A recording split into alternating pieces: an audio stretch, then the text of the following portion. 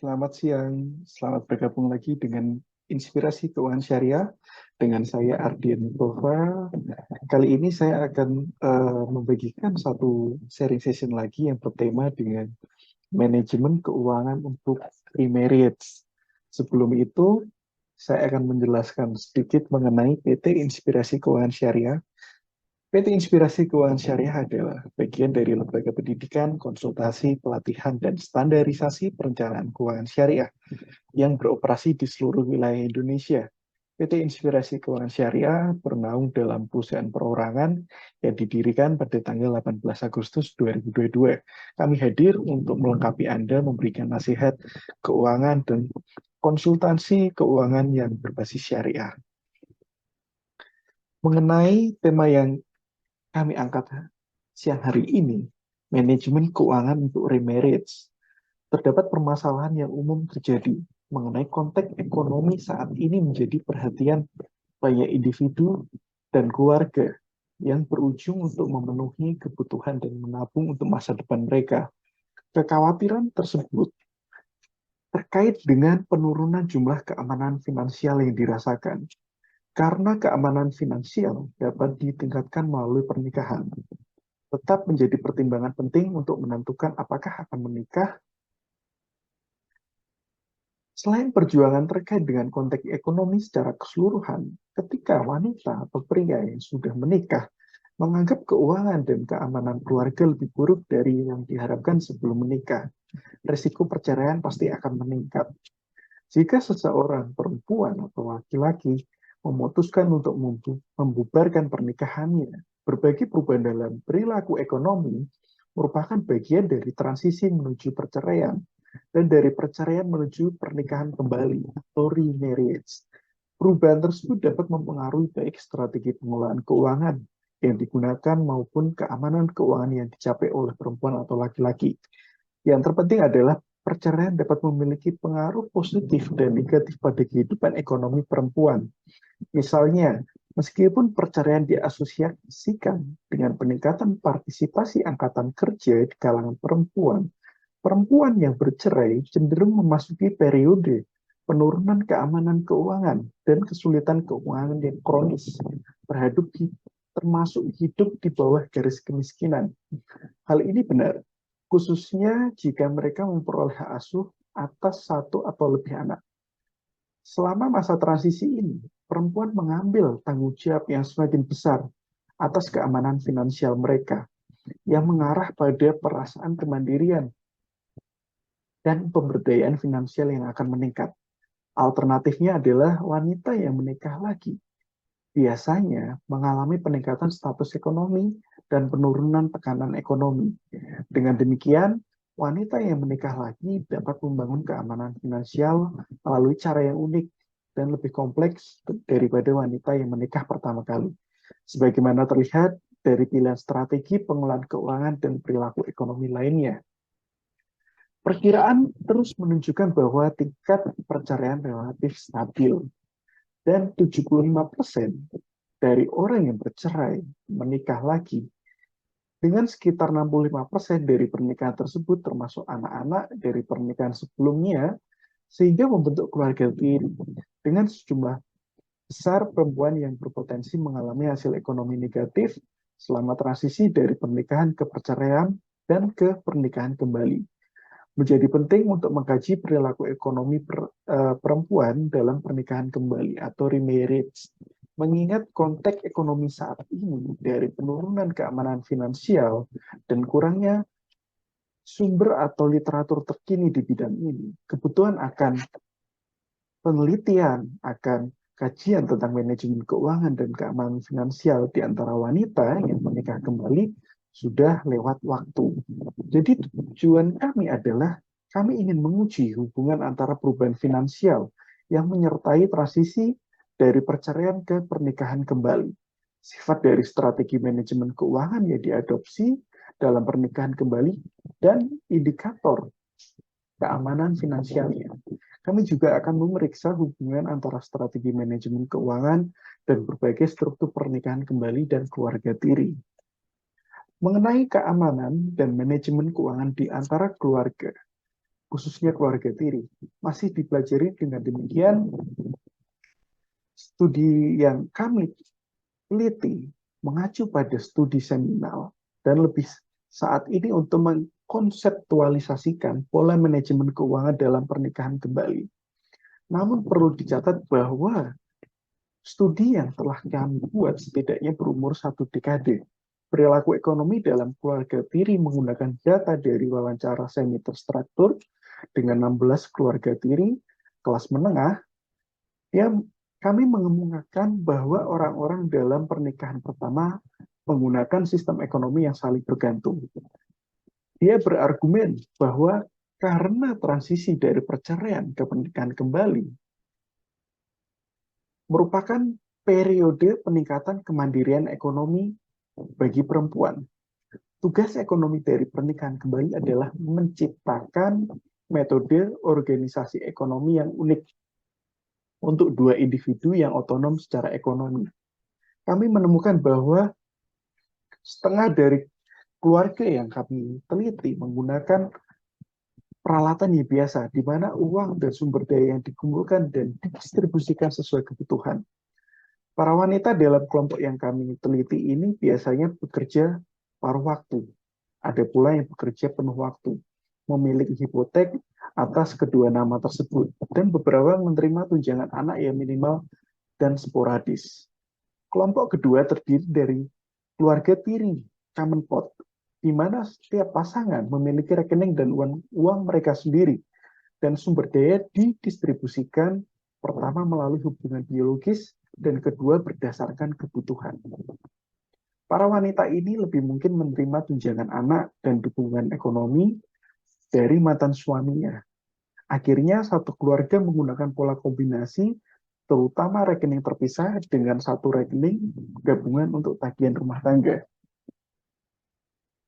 Mengenai manajemen keuangan, pengambilan keputusan, dan kepuasan dalam sampel yang kami teliti, sebesar 105 pasangan yang menikah kembali, mereka menemukan bahwa sebagian besar pasangan, 74%, menggunakan strategi penyatuan di mana keputusan keuangan dibagi rata antara pasangan dan manajemen keuangan dianggap berbeda dari pernikahan mereka sebelumnya.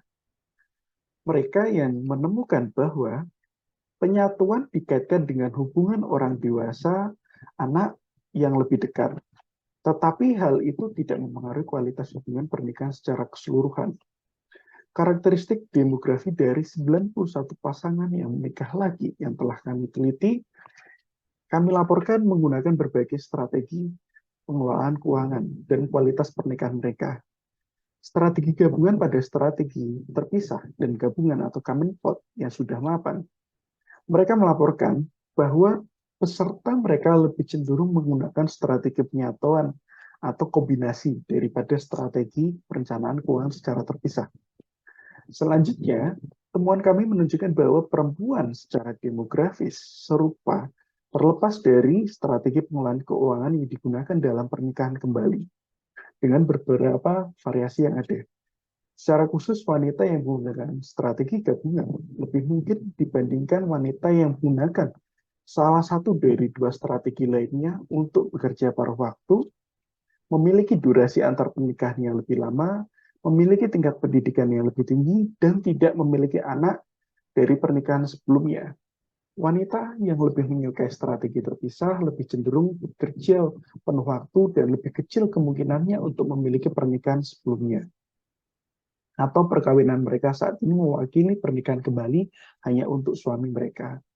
Dan mereka yang menggunakan strategi pooling atau common pot menunjukkan bahwa pernikahan yang lebih tinggi. Kepuasan daripada wanita yang menggunakan strategi gabungan atau beberapa akun bersama dan beberapa akun yang terpisah.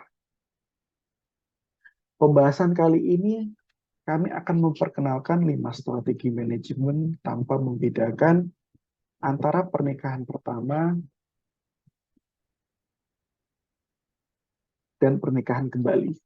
Dalam sebuah studi terhadap 116 pasangan yang menikah lagi dalam pernikahan kurang dari 10 tahun, pasangan yang paling mungkin menggunakan strategi terpisah menikah kembali dengan durasi yang paling pendek rata-rata 1,9 tahun, dan merupakan pasangan yang berpendapatan ganda. Mereka yang menggunakan strategi gabungan dilaporkan pendapatan rata-rata tertinggi dan durasi pernikahan kembali rata-rata di 2,2 setengah tahun.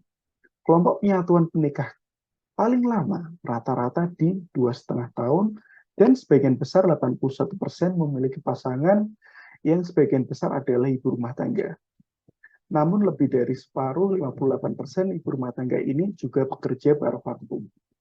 Puller adalah kelompok yang paling kohesif, sedangkan yang memiliki pot terpisah adalah yang paling tidak kohesif. Beberapa pasangan menggunakan pola penyatuan di mana tanggung jawab ekonomi sama, dan yang lainnya menggunakan sistem manajemen independen ya sebanding dengan strategi common pot yang dicatat. Namun yang lainnya menggunakan sistem tunjangan rumah tangga, di mana satu mengendalikan sumber daya yang dikumpulkan dan memberi pasangan lainnya sebuah tunjangan. Studi terhadap 20 keluarga yang menikah lagi, 10 diantaranya masih memiliki tanggungan anak. Temuan mereka menunjukkan bahwa 10 pasangan menggunakan sistem manajemen yang mandiri, 5 pasangan menggunakan sistem tunjangan rumah tangga, dan 5 pasangan lainnya menggunakan sistem gabungan. 4 dikelola istri dan 1 dikelola oleh suaminya. Peserta dilaporkan menggunakan sistem penyatuan dalam pernikahan pertama mereka.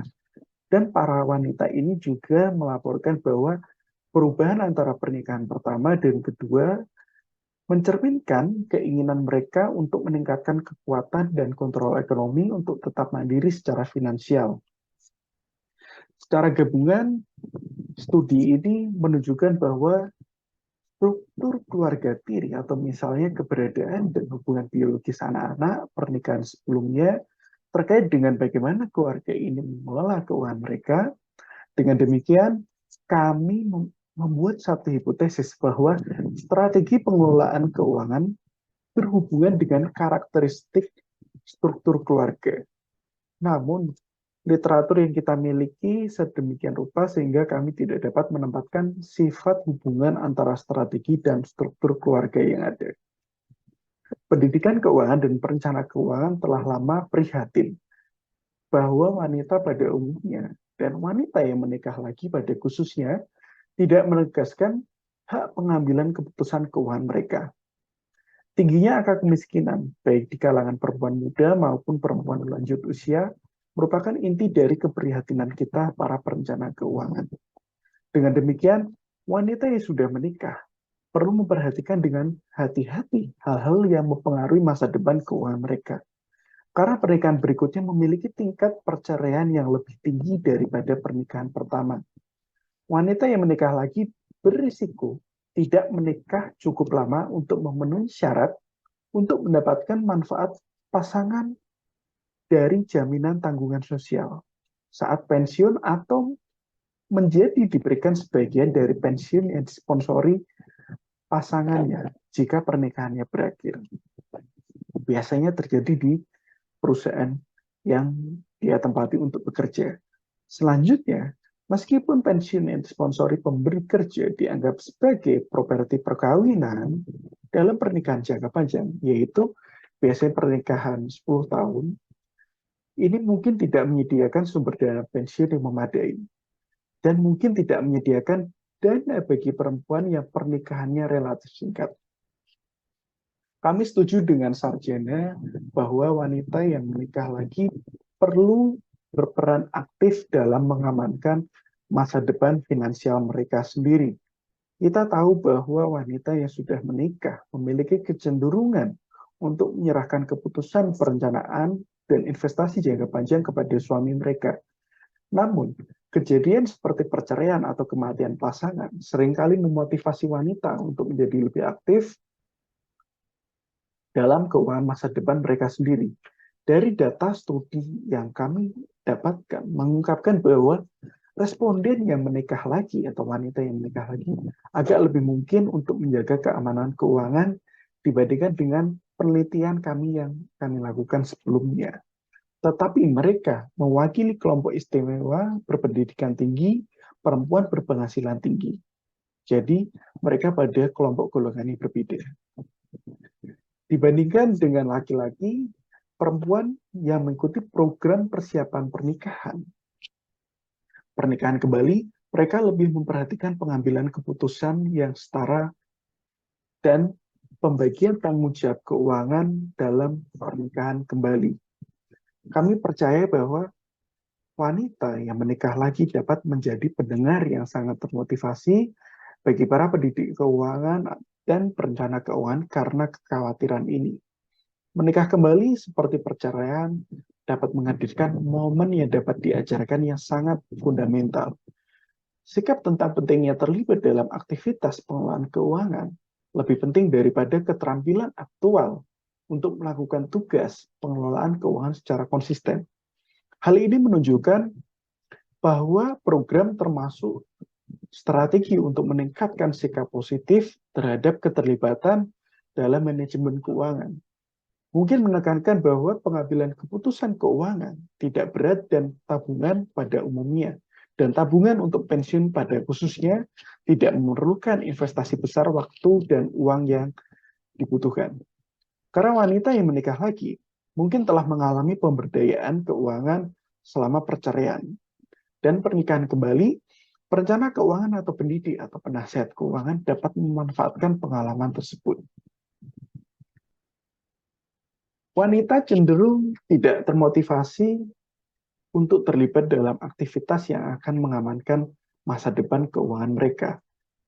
Jika mereka merasa memiliki terlalu banyak tuntutan keuangan lainnya, dan atau mereka tidak memiliki rencana pensiun yang tersedia bagi mereka, tuntutan keuangan yang bersaing adalah hal yang umum di keluarga tiri khususnya, dan dapat mengakibatkan perempuan menunda tindakan yang akan memastikan keamanan keuangan masa depan mereka sendiri.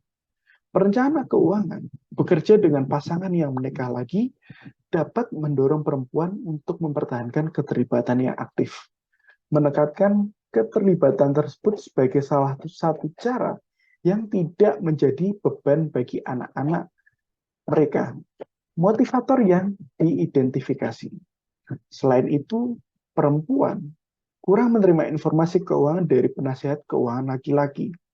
Jenis kelamin pendidik atau perencana mungkin menjadi faktor kunci dalam penyampaian pesan.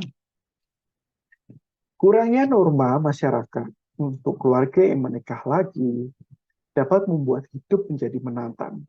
Hal ini sangat menonjol sehubung dengan masalah keuangan yang terkait dengan pernikahan kembali dan keluarga tiri. Perencana keuangan, penasihat keuangan, atau pendidik harus mendorong pasangan yang menikah lagi untuk mencoba strategi keuangan yang berbeda, untuk dapat menemukan satu yang paling cocok untuk mereka. Karena strategi manajemen kemungkinan berkembang seiring waktu seperti yang disarankan oleh temuan atau saran kami sebelumnya. Sehingga wanita yang menikah lagi mungkin menghadapi lebih banyak tuntutan finansial daripada wanita yang pernikahan pertama mereka, terutama ketika melibatkan anak-anak mereka. Tetapi, mereka perlu didorong untuk menjaga keamanan finansial mereka. Mereka harus tahu ukuran resiko dan toleransi resiko yang mereka miliki. Terus menyoroti pengalaman unik dan karakteristik yang terkait dengan manajemen keuangan dan keamanan keuangan di antara wanita yang menikah kembali, dapat memperluas pengetahuan kita mengenai perilaku wanita yang menikah kembali yang memupuk keamanan keuangan mereka dan bagaimana perencana keuangan, pendidik, konselor, penasihat keuangan dapat memfasilitasi perkembangan keuangan mereka. Oke, itu aja mengenai perencanaan keuangan untuk remarriage.